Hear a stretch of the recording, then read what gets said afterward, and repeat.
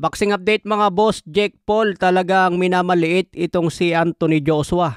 Natatawa ako sa face-off ni Jake Paul kay Anthony Joshua. Talagang huminga muna ng malalim si Jake Paul dahil napakalaki ni Joshua. Dati si Tank Davis ang naka-face to face niya, talagang minamaliit si Tank Davis. Dinuduro pa nga mga boss dahil maliit talaga si Davis sa kanya. Pero ngayon si Jake Paul naman ang nanliit kaya huminga muna ito ng malalim. Pero sinabi ni Jake Paul, tiwala daw siya na kaya niyang in-knock-out si Anthony Joshua. Sa mga nagsasabing scripted ang laban na ito at binayaran daw si Joshua para magpatalo, nagkakamali kayo dyan mga boss dahil seryoso talaga si Anthony Joshua. Sabi nga niya gusto niyang ipatikim kay Jake Paul ang tunay na boxing. Gusto niyang saktan ito para daw maisip ni Jake Paul na hindi biro ang pagboboxing at hindi pwedeng paglaruan. Kaya ngayong December 19 mga boss, makikita na natin kung paano matulog si Jake Paul. Magugulat talaga ang buong mundo dito at hindi makapaniwala kung si Jake Paul ang manalo by knockout. Sigurado sasabihin na naman na scripted at binayaran si Anthony Joshua kung sakaling manalo dito si Jake Paul. Alam nyo naman mga boss, kapag nananalo si Jake Paul, hindi talaga sila naniniwala. Sinasabing binabayaran lang ni Jake Paul ang mga kalaban niya para magpatalo. Kaya abangan natin ito December 19 sa Netflix. Intriguing fight din ito mga boss kahit alam natin na mismatch dahil marami talagang nag-aabang kung paano man-knockout si Jake Paul.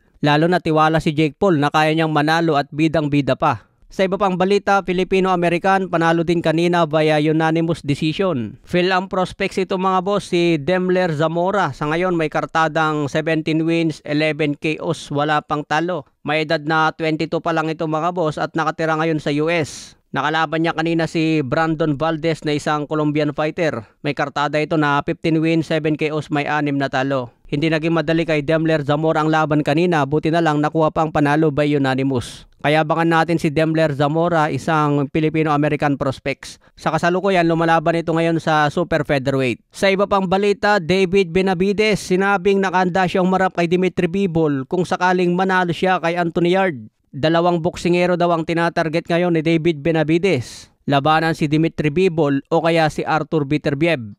Gusto rin daw niya makalaban si Canelo Alvarez pero hindi raw talaga papalag si Canelo. Alam daw niya na natakot na sa kanya si Canelo, lalo ngayon natalo pa siya kay Terence Crawford. Sa iba pang balita, pambansang kamao Manny Pacquiao, talagang tinututukan na ngayon si Jimwell. Nanganak na ang asawa ni Jimwell mga boss at lolo na talaga si pambansang kamao. Kaya motivated ngayon si Jimwell na manalo sa unang laban sa pro. Gusto rin ni Jimwell maging champion mga boss at gumawa ng sariling pangalan sa boxing. Ganon din si Eman Baco sa Pacquiao, sinabing gusto rin gumawa ng sariling pangalan sa pagboboxing. Target din niya maging undisputed champion balang araw. So sino kaya sa mga anak ni pambansang kamao Manny Pacquiao ang unang maging world champion? Okay mga boss, hanggang sa muli nating updates.